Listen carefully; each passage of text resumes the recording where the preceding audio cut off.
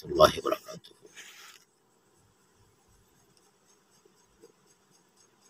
আল্লাহ রাব্বুল আলামিন কালাম পাকে সূরা নাহলের ৯০ নম্বর আয়াতের মধ্যে বলেন, যার অর্থ আল্লাহর ন্যায়পরায়ণতা, সদাচরণ ও আত্মীয়স্বজনকে দানের নির্দেশ দেন এবং তিনি নিষেধ করেন অশ্লীলতা, অসৎ কার্য ও সীমালঙ্ঘন। তিনি তোমাদেরকে উপদেশ দেন যাতে তোমরা শিক্ষা গ্রহণ করো।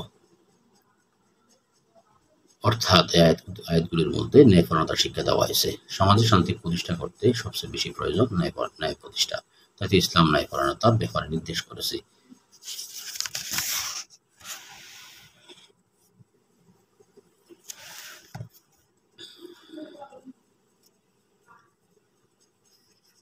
আল্লাহুম্মা সাল্লি ওয়া সাল্লিম আলা নাবিয়িনা মুহাম্মদ।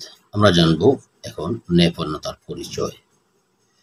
পারিভাষিক অর্থে আদল বা ন্যায়পরায়ণ বলা হয় অপরের প্রাপ্য হক সমূহ প্রদান করা এবং হক প্রদানের ক্ষেত্রে হকদারের মাঝে সমতা বিধান করা। আল্লামা জুরনী রাহমাতুল্লাহ আলাইহির মতে মধ্যবর্তী বিষয়কে আদল বলে। তাফাররাত ওয়া ইফরাত। কারো কারো মতে ধর্মের সকল নিষিদ্ধ কাজ হতে বিরত থেকে সঠিক পথের উপর অটল থাকাকে আদল বলে বা ন্যায়পরায়ণতা বলে। প্রথমত আদল দুই প্রকার। এক, ওই আদল যা কোনো সময় মানসুজ হবে না এবং বিবেক তার উত্তমতা কামনা করে, যেমন যে তোমার প্রতি দয়া করেছে তার প্রতি দয়া করো, যে তোমার থেকে কষ্ট দূর করেছে তার থেকে কষ্ট দূর করো ইত্যাদি। দুই, ওই আদল যা কোনো সময় মনসুজ হতে পারে এবং তার বাস্তবায়ন শরীয়ভাবে বোঝা যায়, যেমন কেসাল গ্রহণ, অপরাধের দণ্ড গ্রহণ এবং মুরতাদের সম্পদ ছিনিয়ে নেওয়া ইত্যাদি।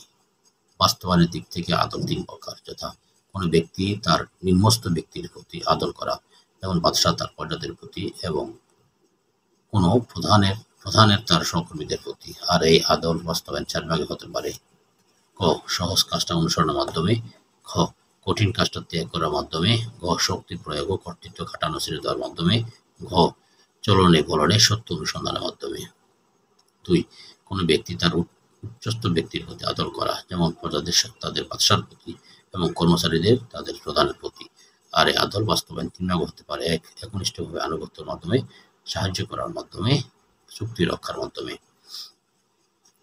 কোনো ব্যক্তির তার সমপর্যায়ের ব্যক্তির সাথে আদর করা, আর এটা কয়েকভাগ হতে পারে, যেমন তার সাথে বাড়াবাড়ি না করার মাধ্যমে, তার থেকে কষ্ট প্রতীত করার মাধ্যমে। আদলের ক্ষেত্রে আদল বেশ কিছু ক্ষেত্রে রয়েছে, যেমন আল্লাহর সাথে আদল, তা হচ্ছে ইবাদতে এবং গুণাবলীতে আল্লাহর সাথে তার কাউকে শরীক না করা, তার আনুগত্য করা, তাকে স্মরণ করা এবং তার শুকরিয়া আদায় করা। ২, মানুষের মাঝে ফয়সালার ক্ষেত্রে আদল, আর তা হচ্ছে প্রত্যেক হকদারের হক তার প্রদান করা। স্ত্রী সন্তানের ক্ষেত্রে আদল হচ্ছে তা হচ্ছে একের পর অন্যকে প্রাধান্য না দেওয়া। কথার ক্ষেত্রে আদল হচ্ছে মিথ্যা সাক্ষ্য না দেওয়া, মিথ্যা ও বাতিল কথা না বলা। আকীদার ক্ষেত্রে আদল তা হচ্ছে হক ও সত্য ভিন্ন অন্য কোনো আকীদা পোষণ না করা। আদলের উপকারিতা, আদলকারী দুনিয়া আখিরাতে নিরাপদ থাকবে, রাজত্ব বা ক্ষমতা অটুট থাকবে, তা দুর্বৃত্ত হবে না। আদলকারীর প্রতি সৃষ্টি সন্তুষ্টি পূর্বে আল্লাহ সন্তুষ্টি অর্জন হবে, তার ক্ষতি থেকে সৃষ্টির জীব নিরাপদ থাকবে। আদল জান্নাতে পৌঁছার পথ। আল্লাহ রাব্বুল আলামিন আমাদেরকে আল্লাহ সন্তুষ্টির জন্য ন্যায়পরায়ণ হওয়ার তৌফিক দান করুক। হাশরের ময়দানে কয়েক শ্রেণীর লোক হাশরের ময়দানে আল্লাহর আরশের নিচে ছায়া পাবে, তার মধ্যে যারা আদল ইনসাফকার তারাও হাশরের ময়দানে আল্লাহর আরশের নিচে ছায়া পাবে। আল্লাহ রাব্বুল আলামিন আমাদেরকে সত্যের পথে চলার তৌফিক দান করুক এবং আল্লাহ পাকের হুকুম আহকামগুলো মেনে চলা সহজ করে দিক। আমিন ইয়া রাব্বাল আলামিন।